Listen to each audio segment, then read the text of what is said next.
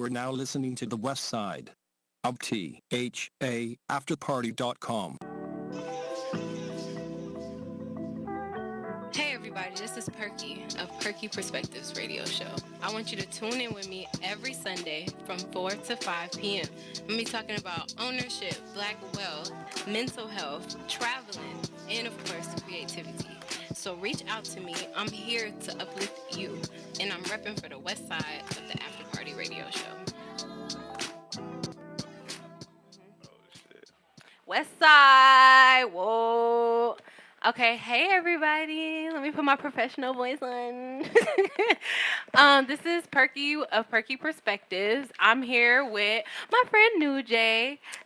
And so you guys I played his music a few weeks ago. So you had a slight introduction to him already.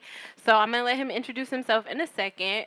But for anybody that's new, anybody that knows me and just doesn't know how to find me, or all of the above, once again, it's Perky Perspective. So I have a radio show, which is here on the After Party West Side, and I also have a podcast. So if you want to listen to either the radio show or the podcast, you can follow me on Apple Podcasts, Google Play.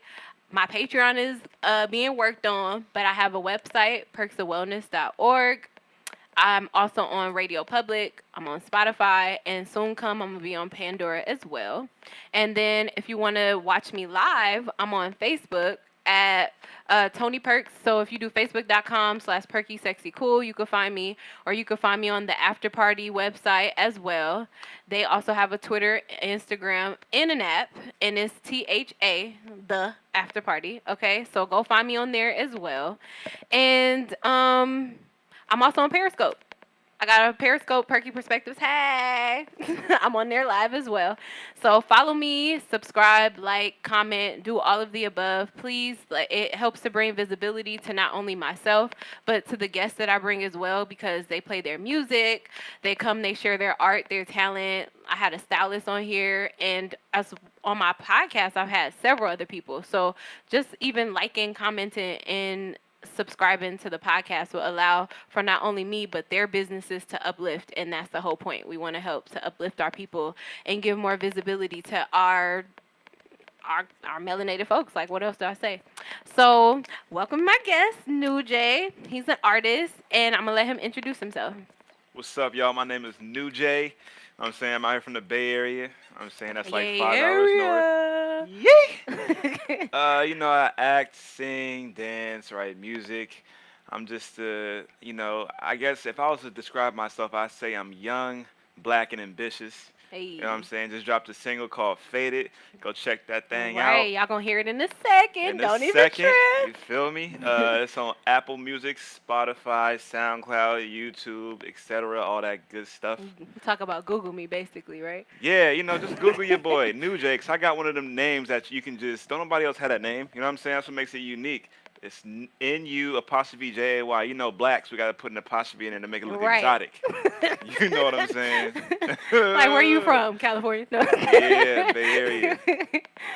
Where can people find you? You can find me on Instagram, Facebook, YouTube, Google. You feel me? Like I said, type in New Jay Ambitious. You know what I'm saying? And my beautiful face will pop up. Right. And speaking of ambition, you looking like ambitions of a writer with this. What's it called again? It's a tie beanie. You know, this Tupac inspired. Yes. Tupac inspired, excuse me. So I just seen it and I was like, I got to bring that back, and I make it work. Yeah, we look like we about to go shoot a 90s music video. Oh, yeah, I'm all about the culture for sure. For sure. So, just like for people who don't know me personally, I actually met New Jay. Was it even this year? No, it was last year. It's October. Wow. Like October 4th, I think. I was on a Monday at that. Live Mondays. Yeah. So me and my business partner, Tahira and some of her other business partners from New York, they started Live Mondays in New York. Shout out to NYC. And she moved to California and she brought Live Mondays out there, so it was not bi-coastal. So when I moved back to California, I started helping her with the Live Mondays events, and I would host, I would do, my mic stuff, my MC work, and we had a whole bunch of other people coming in, bringing their music, their talents. We've had violinists, we've had rappers, we've had painters, all of that come to Live Mondays, and it was such a vibe and so dope. And that's why I tell people, like, go to events and network and make sure you get to know the people that live in your neighborhoods and everything like that, because you never know how long those relationships are going to last, because that was a year ago. A year and a month ago. And look at you now. Like, we still vibing. We still on each other's platforms and still helping to build and grow together. So, super dope. Shout out to Live Mondays. What music did you have out at the time? I was performing Faded and another single that's dropping some months later. It's called Come With Me. So, Faded wasn't out back then? Nope. You were working on it? Yeah, I was working on it, testing it out, seeing what I can do to improve it, and seeing people was vibing to it. Okay, so what was the reception then compared to now? Like, is it growing, or did you have to go back and fix some stuff? I fixed some stuff, but that was like my personal thing. So I'm real like OCD type thing. I gotta like, it gotta be just right. You know what I'm saying? But people like it. People was jamming to it, dancing to it. I love seeing people groove to my music. You know? So. How long had you been doing music at that time? Man, so like I've been singing all my life, really. You know, like you black, you grew up in the Baptist church, right? You know, like you born, you come out singing. You feel me? Like so my parents used to sing in the choir, and like I didn't like sitting in the congregation by myself, so I just joined in the choir, so I wanted to be by myself. Mm-hmm. My parents in there, I'm just scared to be in there by myself. myself. Are you only child? Nah, I got 2 older brothers. We got the same mom, different dads, and I got a sister who got the same dad, different moms. Okay. So yeah, mixed family. And when I served in the military for 3.5 years. So I started doing music in Japan, actually, and that's where I found out, like, I can really do this. I heard the Japanese love us. Why you didn't stay out there? Like, man, you started a business in Japan. Nah, like real stuff, though. Like, I felt like it was so easy to get away from home and just stay over there. I felt like I was running away from my dream, which is over here. Because, like, the market for African-Americans in Japan pursuing music it's slim to none unless you're fluent in Japanese. Oh, and you weren't? Nah, I knew a little, Konnichiwa. Konnichiwa, ohayo, arigatou gozaimasu, Right. Yeah, so that's crazy. That's funny you say that. I know a Jamaican person living in Japan right now, and they speak Japanese, and it's the wildest thing to hear a Jamaican accent speaking Japanese. Yeah. I'm like, wait, hold on, what? Huh? Like, nah, it's real. We deep out there. We deep out there. But like I said, like a lot of them, they learn the language quick, and I got to stop everything I'm doing in the world to focus on Japanese. Yeah, it's an intense language. It's difficult. Yeah. Shoot, the verbiage, like it sounds more so than really like the way we speak. Yeah. Right? Right. Okay, I can't do that. I'm gonna be humming. Y'all gonna think I'm saying something. I'm trying to make it work. Okay, so Faded came out officially recently. Yeah, it came out on the 1st. I had that song since like early 2017. Why do you hold on to it for so long? Not understanding how the music works and how to like drop stuff, who to talk to about it. I don't want to just put something out there and then not know how to push it, not learn about it. So I have to educate myself. I'm releasing music, but you didn't really release it. You just posted it. Right. So it actually officially released and it's streaming on all platforms, and I'm promoting myself, putting the money behind it, and on top of that, word of mouth, just DMing people, I guess you can say spamming people, asking them to listen to it, and if they like it, repost it and share it. Nice. Okay, so what would you say to artists that kind of were like you? Because I did a little bit of what you did too. When I first started my podcast, I actually started it in October, I think of 2017, right before I moved back. And I held on to it for a few months before I actually published anything. Right. And it was probably similar to you. It was like, I don't know what to do. Like, I'm scared. I don't like the way I sound. Is this good? All these things. So it's like, what advice do you have for people that are just holding on to their talent and they haven't pushed it out there yet? Man, so like a homeboy told me this. Shout out to my homeboy, Brendan Russell. He's a comedian. He listened to the song and he was like, bro, what are you doing with that song? And I was like, nothing. He said, bro, what good is that song doing sitting in the file in your phone away from the rest of the world? And I was like, dang. I said, all right. So then that sparked me. And then another homeboy of mine, shout out to Malik Rose, he said, bro, you can have the hottest song in the world, but if no one hears it, it's not the hottest song. I was like, damn. Right. So I just started educating myself. You know what I'm saying? Educate yourself on how to release your music. Talk to people, get people who's experienced that knows, stuff about the music industry. Don't just put it out there and just hope it just magically blows up, because it's not going to happen. You got to actively push it. So that's what I would recommend. Actively push it and educate yourself. And I would add to that as well that if you nervous that somebody's going to steal your stuff Oh or yeah. which is a true fear, trust me, it's Mhm. definitely valid. I would just say go to the clerk's office, go file you a DBA, LLC association, whatever you need. Protect your stuff first. Make sure you encrypt it or already upload it. Where do musicians upload their music? Y'all got like Uh, the BBS or something like that. oh, you talking about BMI and BMI, yeah. ASCAP? That's ASCAP, yeah. y'all gotta read on that though, 'cause it's a little different. Like it's a little different when it comes to artists and then songwriters and publishers. It's a little different. But if you do want to copyright your song the cheapest way, go to the post office. Well, no, burn you a CD with your music on there. Go to the post office Send and it to then yourself. send it to yourself. Yep. With the stamp on there and everything, and Yep. just hide that bad boy somewhere where you can easy access in case you gotta go to court. That's the same way if you're an artist. Like I have logos that I've made. Like you guys see this one. I've had one. My mom is a notary, so I had her notarize some stuff for me. Then I went to the post office and I sent it to myself that same way because we starving artists. Right, that part. So it's like nobody can afford to do the official trademarks and copyrights and things like that just yet, and that's fine. Right. Different strokes for different folks. We all at different levels. But like you said, just go ahead, send it to yourself. Like if you feeling nervous and you don't know what to do to protect yourself, just do that. And then if you feel like you need to have a manager or if you feel like you need any help to uplift yourself, go on Fiverr. Right. Go look for something. Shout out to some people and see who they have. If you already know artists, go check them out because they probably already have a manager or somebody that's helping them. Right. And then go ahead and do that push. Do a budget. Right. Do the push. Also, Eventbrite. Look on Eventbrite. Type in networking events or something like that, and that's how I met Perky. So just do that. You know what I'm saying? And just find different events and go to them boys and just reach out to people. You know what I'm saying? Pick people's brains and stuff. Exactly. That's dope. Yeah. Congrats on that. Oh, yeah. Congrats on finally putting it out. Oh yeah, 'Cause thank it's you. definitely hard to get that out.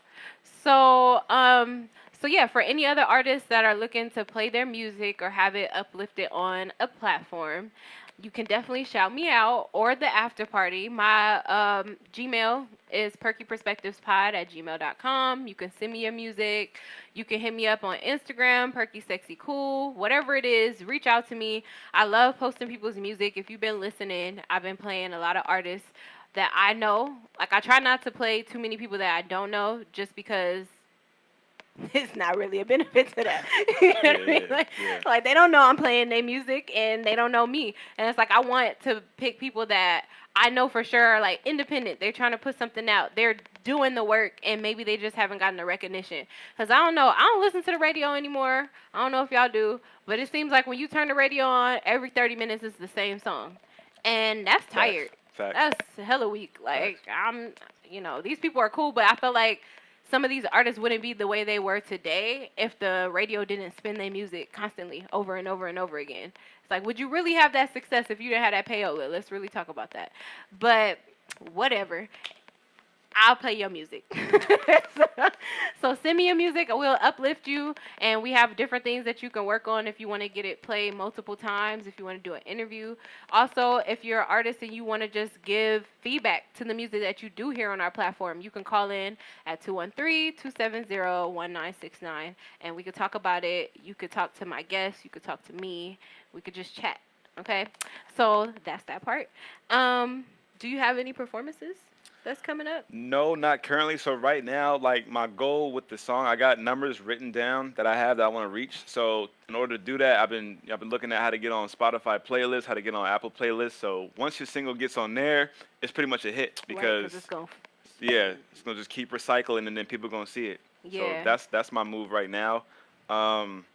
Just trying to figure out how to just move my single pretty much. I know that when I find an artist that I like, that's how I find other artists. Like I go like Ari Lennox, for example. Like I'll go to Ari Lennox and I'll be like playlist, and then I'll find all these other people. It's like, oh, Nayo, oh, like who are all these people? Her and stuff. Like I mean, I've been knew about them now, but that's how I found a lot of these people, and that's how I find other people in different genres. Like when I travel, I'm like, okay, I just heard this reggaeton artist, or I just heard this rapper from the UK or something. I'm like, I want to listen to more people like that. How am I supposed to find them if I don't know? Right. Go on the playlist. So that's true. If I know, I'm gonna definitely send you the info, cause get me on there. Right. You gotta have bread to get on the playlist too, though. You gotta pay for it. Hell yeah. Oh, can I cuss on this? My bad. Yeah, My you fault. can. Oh, okay. But yeah, you gotta have. You know what I'm saying? Like some playlists will be like, all right, my playlist is like a mini playlist, like $300. And then like maybe for that month they'll cycle your stuff for just a month, and then next month it might be another 300. Dang. Unless you know shit in there. Right. You know what I'm saying? So That's crazy. You made me just think about the Hollywood Walk of Fame when you said that. Because I seen a lot of people recently get a star on the Hollywood Walk of Fame. And I'm like, they just I found out you got for it. And it just makes you think about all the systems. nah. Yes. So Eddie Murphy, Snoop Dogg, Will Smith. I don't know what Chris they're. Tucker. No. I don't know if you go up to them and you're like, I have $2,000. I want to pay for my star. Or if it's rather, we're going to give you a star, but you have to pay your little, like, the space. You have to pay for the space and the maintenance. And we live in a capitalist society. You should not be surprised. I'm not about to pay you to put concrete. Well, nah, hell no. Nah. So if you done won a whole bunch of awards and stuff and you wanted to have your star down, and by that time you're a millionaire, and they said, oh, you just got to pay about $1,000 a year for your I want star. more than just a square. I want like a whole like sidewalk dedicated to New Jay Ambitious. You want that top part where you got to put your finger In my hands face, I in? want like my teeth You gonna imprinted put in there. Just lay flat. Yeah, you know what I'm saying? I mean, I guess I do. It's Hollywood. I mean, you willing to pay for the Spotify spins? But I'm trying to get on though. These people are already on though. You know what I'm saying? Like, But they want to be remembered past their time. We- Like you walk down Hollywood now and you'll see names that you like, Humphrey Bogart. I've heard of his name. Why do I know him? And then you get compelled to look it up. You'll never forget Michael Jackson. You never forget Will Smith, Eddie Murphy. These are people that you'll never forget them. How you gonna forget them? You're saying that now though, but you're alive to see them now. That is true. What about like that part? 100 years from now, and your great grandkids are like, Eddie Murphy, he ain't nobody. We got what's his face now. You're not gonna want to be like, let's go down to Hollywood. Well, you might not be alive back 100 years from now, but it's possible. You know, black don't crack. It don't. Unless you're doing crack. Yeah. Yeah. We're not gonna talk about that. We don't need crack. Crack is whack. Crack is whack. We gonna quote Whitney. Crack is whack. But so yeah, speaking of being remembered and just knowing like our history, I spoke a little bit about Black Wall Street last radio show. I don't know why I said it like that. It's my last show. I talk about the Black Wall Street. And I decided, I think it's really important that we kind of touch on that a little bit more, because I kind of skimmed over it, because I just didn't really realize how many people did not know about Black Wall Street. And I think it's fine to know that you don't know, but I don't think it's cool to not go and look it up. And I kind of mentioned that last time too. And so I want to touch on it more, and I also want to just talk about like what that means for our history and what that means for us moving forward. You know, having things like Black Wall Street, and now we have all these, like I touched on it last week, that 2018 we had this like huge surge of Black entrepreneurs, and it's just expected to continue to grow. I think it was over 2 million or something like that. And so it's like, okay, we have all these people coming out that's creating businesses that are trying to be successful, and we need protection. We need to know, what did we do the first time? What didn't we do? Like, how do we make it different moving forward so that we are successful? Because, you know, they say entrepreneurs when you start a business, some people don't even make it outside of that first 5 years. And we want to be more successful than that. We know that our Black dollars go a really long way. We know that we have true influence over the markets and what is being bought, what is being sold. That's like all based upon us. So if we're going to be the entrepreneurs and now we're putting out the product and not just consuming the product, what do we need to do differently that's going to protect our brands, that's going to protect us, so that we can make it past that 5-year mark? Because I feel like if we have more support and if we just protected our communities better, we would definitely have the longevity. But we can't have longevity if we don't know what we did beforehand. So before I get into that, I think I was just perusing social media, and I saw something about Michelle Obama talking about white privilege. So I found the quote, so I'm going to read that, and then we're going to talk about Black Wall Street. So This is Michelle Obama. She she like everybody auntie. So, okay, so to quote her, she said, and I always stop there when I talk about this out in the world because, I want to remind white folks that y'all were running from us. So she's talking about gentrification. Y'all were running from us. This family, with all the values that you've read about, you were running from us. And you're still running because we're no different than the immigrant families that are moving in, the families that are coming from other places to try to do better. And so we're going to pause for a second. So she's talking not only about gentrification, she's talking also about the immigrants that are coming in and this white flight. Because you remember, like, white flight used to be they were leaving the cities and going to the suburbs, right. And now they're coming back in, right. And they want us to leave. And it's like, hold on. What do you want? You want us to be here? You don't want us to be here. Same with the immigrants. You want the free labor or the cheap labor. You want to be able to outsource your businesses to their countries and travel to their places and see all the wonders. But then when people come here, and then it's like, why are they here? They need to go back home and all these things. And so she's touching on that. How you feel about what she said? About the white flight and I mean, like the running. The thing that's crazy to me is like with gentrification. Well, I'm from East Palo Alto, that's up in the Bay, and beautiful city. And it's crazy how like it was dubbed an abandoned wasteland when blacks started moving in, but all of a sudden Google moved in, Facebook moved in. My hood is literally in between those two corporates. Now they paying their employees to move into the hood, and they're buying up areas of houses. Basically, they'll tear everything down and then build houses for employees to work. Yep. Facebook and Google. All the blacks raise the rent up so they can't, they can't afford it, and then they get kicked out into like Sacramento, Stockton, which is considered in the valley. Stockton used to have the highest crime rate. How is that right now? Oh no, it's called Murder City. It's called Murder City. Yeah. Oh, okay. It just messes me up because that doesn't help us progress. I feel like they just pushing us out the way so they can get what they want. Right. That's crazy you said that too, because when I was living in New York, and this was a little bit after I went to Columbia, there's a lot of projects around Harlem, it's funny, Harlem. I'm saying Harlem. Let's be clear on that, because they're also trying to change the names of these areas. So in Harlem, where the school is located, they're now trying to call it Morningside Heights. And they're trying to change all the names of things like New Harlem or whatever type shit that they come in and they try to do. That's associated with black, right? Yeah, everything, right. They're trying to switch it up. But literally, if you go down the block from where Columbia is, right on 125th in Amsterdam, right up the street, you got the Apollo Theater.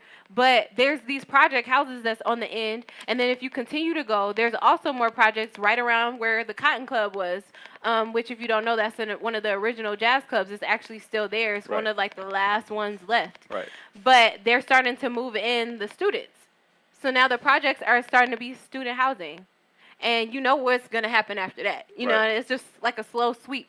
And it's crazy because before I left, I was living in Flatbush, New York. And Flatbush is like, it's real heavy with the Caribbeans, with the African culture.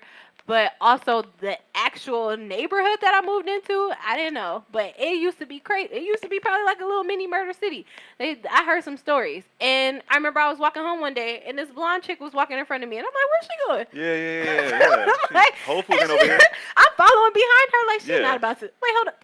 This bitch is starting. Like, I was shocked. Like, where is she going? And it's like, not that it's supposed to be any fear or anything like that, but I'm also just shocked that our people are letting this happen. Like, even just on that basic, you're coming into my neighborhood thing. Because if I walk by myself, then I might get, where you going? Where your you know what I mean? Like, where your grandma staying? Like, what hood you rep? And all these things. But a white girl, little Becky walking through, and she just walking through all willy-nilly. Right. And it's like, they the ones that steal.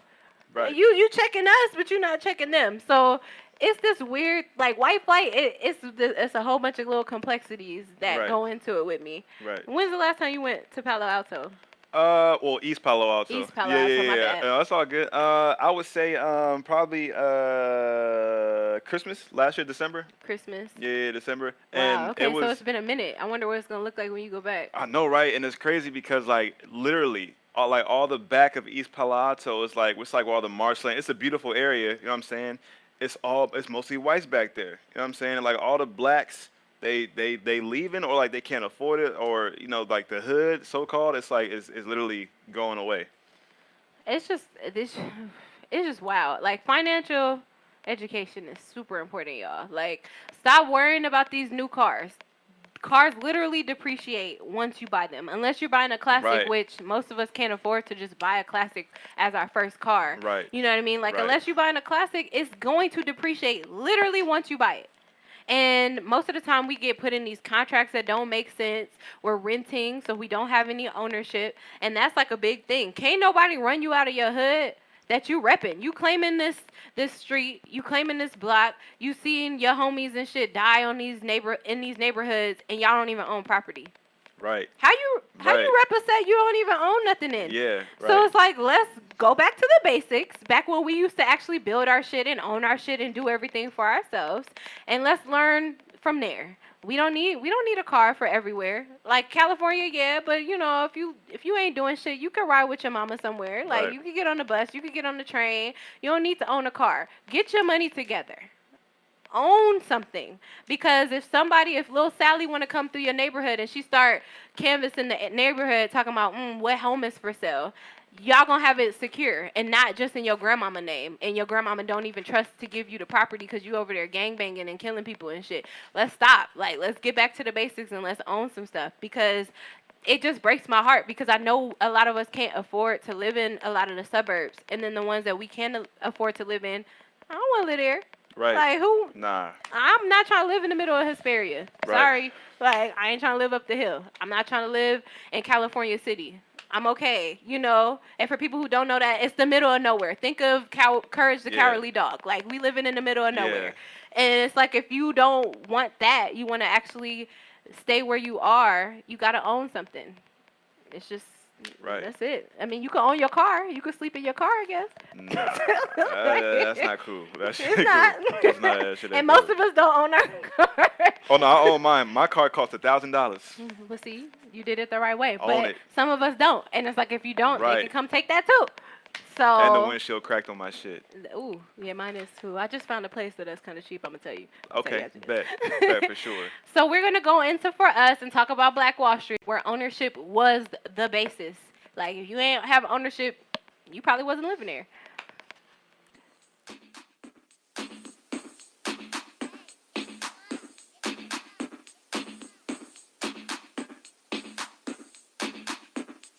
Perky Perspectives.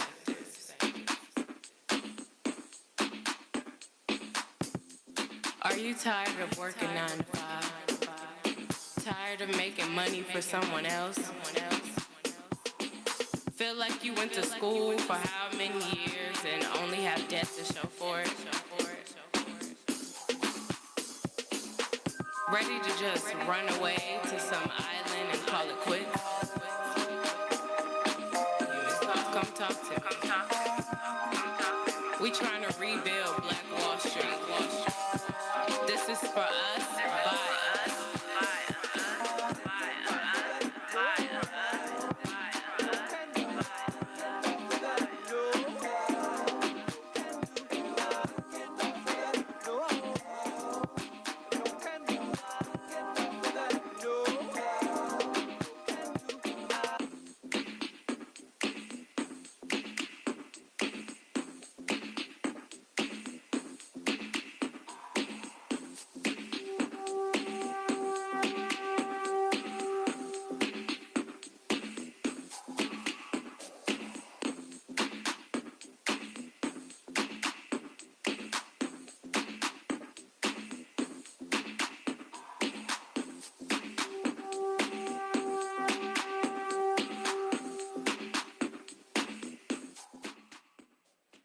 Okay, so we want to talk about Black Wall Street. And the reason why I want to talk about it is because we need to know about it. So just some history. For people who don't know, Black Wall Street was located, I guess it still is, because they're definitely rebuilding and coming in there and trying to revamp it and bring it back. So it's located in Tulsa, Oklahoma. It's right next to Greenwood. So, like, it depends on, like, who you are on what you're going to call it. Some people might say Greenwood. Some people might say Tulsa. I'm going to just say Black Wall Street to keep it less complicated. Booker T. Washington had a hand in bringing it to life. He actually believed that we need to have some sort of what he called industrial capacity and in order to secure our ownership and our independence. Mind you, this was in the early 1900s, so slavery had ended, and a lot of us were trying to just figure out what's the next step. So some people, they didn't really know where to go. So I don't know, some people don't, not a lot of people read up on what actually happened post-slavery. Like, we know, like, that Jim Crow and things like that happened, but a lot of people don't know about Reconstruction era. A lot of people don't know about the sharecropping. A lot of people don't know how we got our last names. And so definitely dive into that because, like, I'm pretty sure my last name came from that. And so that's why a lot of people actually go in and change the name to X and things like that. But basically, he felt like we needed to have ownership and independence after slavery. So he helped to make sure that we secure some acreage, 4,000 acres to be specific. And it was in this area that was really close to Tuskegee. So if anybody knows, we got the Tuskegee Airmen. We actually had Tennessee State was integrated. No, it was a black school. Yeah, it was a black school. So we had some education in that area, all these things. So they was like, why not? We need to have our own area. So around 1906 is when it was formally organized, and it just boomed. Like, it was amazing. It lasted until 1921, but in those 2 decades, it wasn't even really two whole decades, but in those decades, we had about 10,000 black residents, and ownership was just amazing. They had their own planes. They had pharmacies. Oh, this is the person I was talking about last time. Dr. Berry. Okay. One doctor was Dr. Berry, who owned the bus system. His average income was $500 a day, and that was back in 1910. I believe I looked that up, and it equated to around, don't let me lie, but it was, I believe, over 9,000 a day. I'm going to do the math again while we talking. But he made, at that time, $500 a day. Shoot, if I made $500 a day right now, that's still a good amount. Yeah. So, shoot, there's some people don't even make that in 1 week. And he was making that every day because he was not only a doctor, but he also owned the bus system. But they had their own medical schools. They had pawn shops. They had jewelry stores, 21 churches, 21 restaurants, 2 movie theaters. They had only 2 airports in Oklahoma, and there was 6 people that owned their own planes. 6 people own their own planes. And there was 600 businesses and 36 square blocks with a population of 15,000. Oh, it said 10,000 above. 15,000 African Americans. So just like hearing that already makes me want to just go over there right now. Yeah, right, right. Like, that part. Can we just restart it? Facts. Facts. So, what did you hear about Black Wall Street? Because we talked about it a little bit before. Like, what did you know about Black Wall Street? Like how it, like, give me like something like a specific question. Just like, period. Did you know about it? Did you know where it was? I want to say my dad's from Alabama, so I mean he kind of put it in my head about Black Wall Street and just successful black towns. When I first heard of it, I was just like, man, that's crazy. So what happened to it? Like, why is it not Black Wall Street anymore? Right. He was telling me about the destruction of it and stuff like that. And then it dawned on me, like, the only way we can make white people happy is when, like, we're fighting. Because every time we come together in harmony and unison, they destroy it. You know what I'm saying? Yeah, because they can't make money off of our harmony. Right, exactly. Right, exactly. So, I mean, when I first heard about it, it made me, I kind of got emotional or whatever, because it's like, damn, like, on the West Coast, there's only 2 black strongholds, Oakland and Los Angeles. That's where the most black people are on the West Coast. And it's like, if we all came together and, like, all lived in one area, imagine, like, California wouldn't be as rich as it is. That's because we're so separate, I feel like. Yeah. You know what I'm saying? If we had our own entities of institutions of, like, say if we had our own factories, you know what I'm saying, had our own airport, stuff like that, we wouldn't have to be giving these other people our money. We can just keep it in our area. And they knew, and they saw that. And that's a big key, because another big thing about Black Wall Street was that it took almost a year for a dollar to even circulate outside of the community. That's crazy. And nowadays it takes less than 15 minutes. Yeah. So it's like, y'all immediately get your money. It's like, whoop. And to be fair, it's really easy because, shoot, I got my nails done this weekend, and I had a whole attitude the whole day. They didn't do nothing to me. They came and talked to me. I'm because I'm just mad because it's just like, why is this y'all's? Like, I'm counting the booths. Right. I'm like, okay, it's about 15 over here. Y'all got these little stations right here. Y'all doing eyebrows in the back. Y'all got your whole family up in here. So at any given time, and within 1 hour of us getting our nails done, y'all might have 10 people seated. You making about $40 to $80 off of that one table, and you got 10 people seated. And this is in a neighborhood that y'all don't even live in. Right. All the people inside the nail shop look like me. I'm giving my money to y'all, and y'all don't come back and spend it in our neighborhood. Right. Y'all go and spend it in y'all neighborhood at the Right. Chinese market or whatever ethnicity, Vietnamese, Korean, Chinese, whatever. Not us, basically. And so, yeah, 15 minutes is nothing, but Right. we don't own nothing even in our own neighborhoods. I think if you look at it, and I'm not totally sure, it's like an estimate, but I think Jewish people have the longest amount of, like, they have like the longest amount of days. And I want to say it's like 20 some days their money stays in their community before it leaves. 27? 20 something days. I'm not sure. See, and that's still less than the year. Like, we had it down packed. Right. That's like, but I think we could do it. I think the biggest thing is if we were to have another community, and I was definitely praising this last time, we're going to need to bring Black Wallstreet or something. Not Black Right. Wallstreet, sorry, the Black Panther Party, because we need security. Right. But we need it. It's a touchy topic. You That's know we touchy. need Yeah, it. it's crazy. We gonna need it though, cause it's like, cause every time we get together and do something, what happens? The Get ghetto shut down. birds come around, the police come checking on it, we Right. get noise complaints, Right. and sometimes we just sitting there having a good time. So you can't even go if you're driving down the street, and this is so ingrained that it sometimes happen within our own neighborhoods. But if you're driving down the street and you see a gang of black people huddled up together, sometimes, like, it's one or two things that happen depending on the day. You gonna either think, what the hell is going on over there, or you gonna think it's a function. Like, it's one or the other. Right, But like, right, if you not right. us and you not thinking the function type, Right. you just like, what the hell is going on? Even we think that. If I see a group, I'm like, they tripping. Let me just go across the street over here because I might get robbed. Like, and it's like, see that mentality? It's that slave mentality. Right. You know what I'm saying?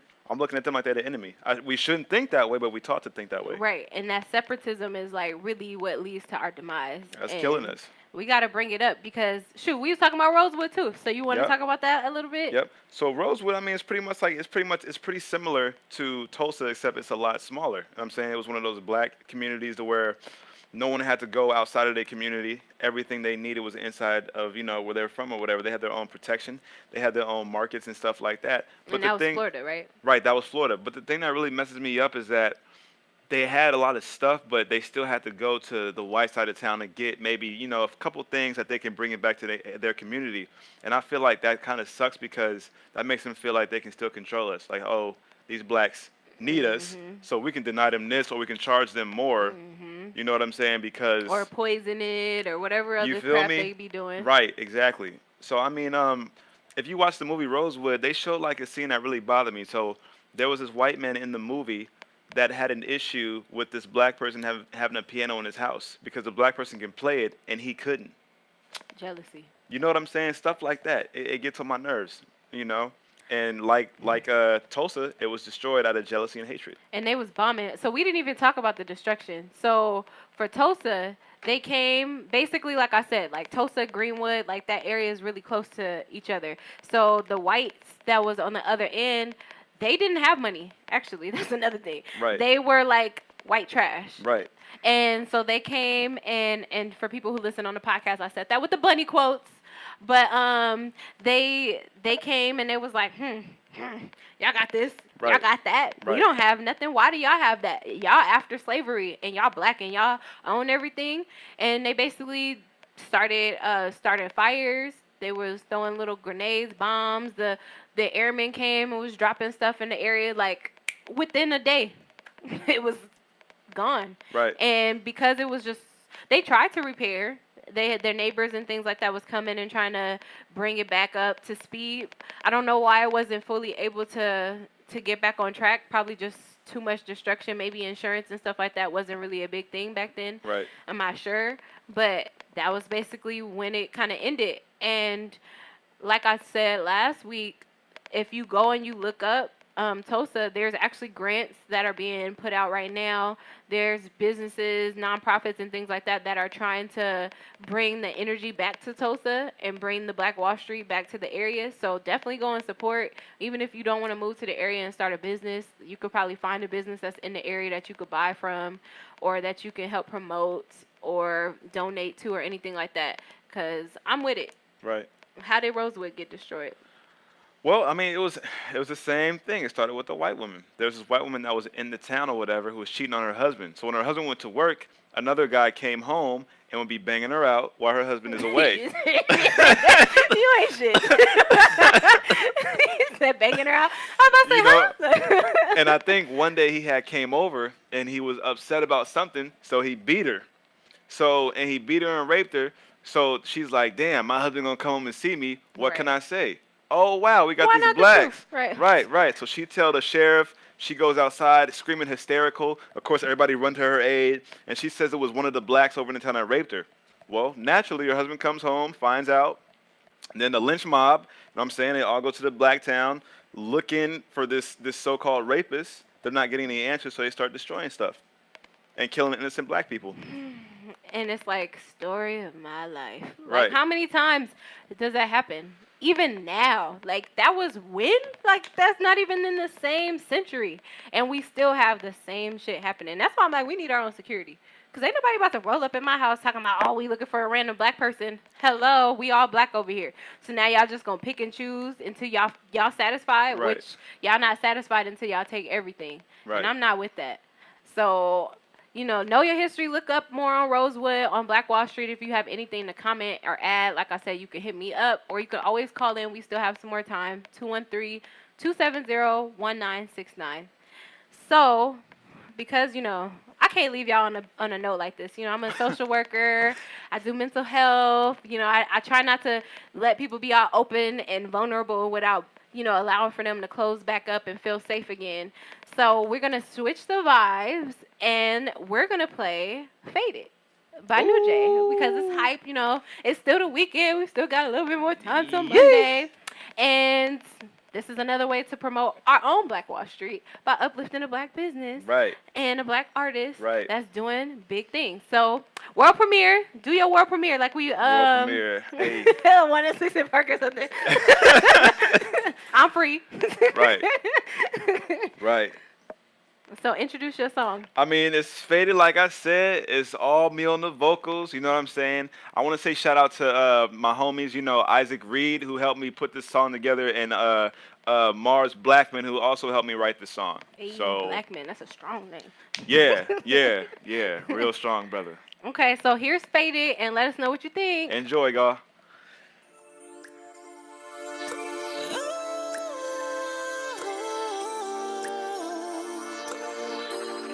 Yeah, girl, just take a sip. We just getting started. Glad you brought some friends. Let's get naughty. Now just take a hit. Get retarded and turn up real quick. Cause we tryna get faded. Get faded, get faded. Get faded, get faded. Get faded, get faded. Everybody in this bitch tryna get faded. One shot, two shots. Like wasabi, girl, you so damn hot. All I wanna do is turn up with the crew and 16 at 90 dance real slow. You need a refill, hop on. This club, there's no love. There's no love. Just girl, just take a sip. Let's get started. Glad you brought some friends. Let's get naughty. Now just take a hit. Get retarded and turn up real quick. Cause we tryna get faded. Get faded, get faded. Get faded, get faded.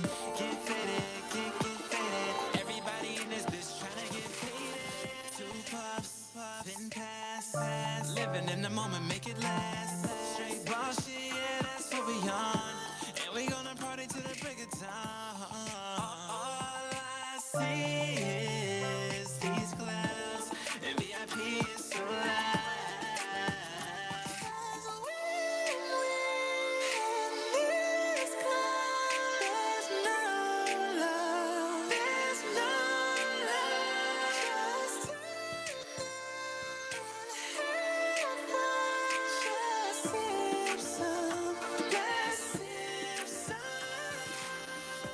just take a sip, sip for me. Just get started. Glad you brought some friends. Let's get naughty. Now just take a hit. Get started and turn up real quick. Cause we tryna get faded. Get faded, get faded. Everybody in this bitch tryna get faded. It already be on the radio. Hey, so that was Faded. Yeah. I don't know. I'm listening to it. I'm like, I feel like I heard that the other day on the radio. Like Yeah, it seemed like it's right. already being spun. Right. Right. It's it. How you feel about it? I mean, Like fully, like the emotions. Like when you hear your song, you be like, real talk, I was crying. Like when it came, like when I recorded it, I just started crying. So I was like, oh, that's me. Like, yo, I could do this. was it the glory tear? Like that one? Yeah, nah, did it you was use tears. bawling? I was like, Like that's me. yeah.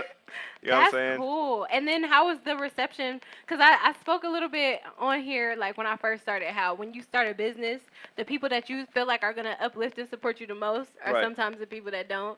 How were your friends and Man. family? Oh man, you got haters. Like off top, like just the fact that, damn, you can sing. Why are you singing? I don't even sound good. Like what? You ain't no Chris Brown. I know I'm New Jay. I know I ain't Chris Brown. Like I'm me. You know what I'm saying? So, right, with the negative thing, it's crazy because like when people see something, I'll be like, damn, they know you have potential. You have to hate on somebody to know that. You know what I'm saying? Like, because if they think I didn't have any potential, they wouldn't hate on me. I Yeah, feel they like. just feel, oh, okay, cool. Right. Drake said it. Jealousy is just love and hate at the same time. You know what I'm Yeah, saying? and I mean, that mental health is important. Tell your kids that you love them. Tell your family you love them. So that Right. when they start doing stuff like that, or their cousins or their friends start doing something that they love and put their heart into, they know how to share that love. Right. Does it go a long way? Right, but I mean, I've gotten a lot of positive, especially from the ladies, because like, yo, hey, fellas, make music that women can dance to. Like, back that ass up. That's that's a still, classic, you know. that's what I'm saying. Make these music for the women. I'm yeah, telling you, for they real, don't- because the past like decade has not been for us. that's what I'm saying. Not. They buy music, y'all. Women buy music. Trying to tell you. R. Kelly still got supporters. These bitches was breaking him out of jail. Nah, he a terrible example, but he made music for women. I listen to your stuff, R. Kelly. But yeah, so shout out to New Jay. Go follow him, New Jay Ambitions. Go look for his music, Apple Podcasts, Spotify, all of the platforms. What was it? SoundCloud, everything. All that go good search stuff. him. Right. Go support him. Leave me feedback. I'll definitely share it. Put it on my platform. But before we go, cause I ain't forget. So we got this event coming up called Black Man Don't Cheat. Black Man Don't Cheat. It's November 11th. November 11th. It's 11/9. That's what I was trying to say. 11/9. That's in like what, a week? That's next weekend. Yeah, next Saturday. And I, for one, can say that that is not true. Everybody's experience is different, so I'm gonna speak from my own experience. But these black men, they be breaking hearts. My heart is still a little scarred right now. It's bleeding. So yeah, sir. Us women want to know, since you're making music for the ladies. Boys cheat, okay? Boys cheat. Black men love, okay? Okay, I that's plead all the he fifth want to on the say. rest. Right? Yeah, that's it. That's all he wanna Nothing else. say. I will say this though, just have good communication, men. Like, I always have tried to tell the men that I have dated or that I am pursuing, they pursuing me, whatever is going on, that just tell me what's going on. If you don't feel like you want to be in a relationship yet, that's fine. And a lot of us women feel that same way. We do not want to be with somebody that does not want to be with us. And if you got a woman that's trying to be with you and you ain't trying to be with them, then you run. Shit. Because maybe she a little crazy. So it's like, protect yourself.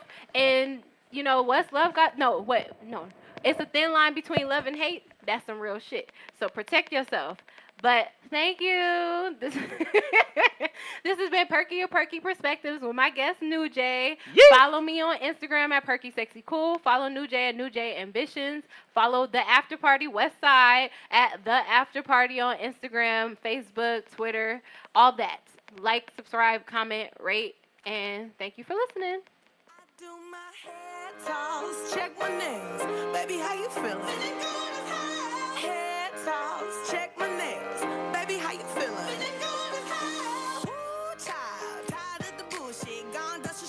boss. Keep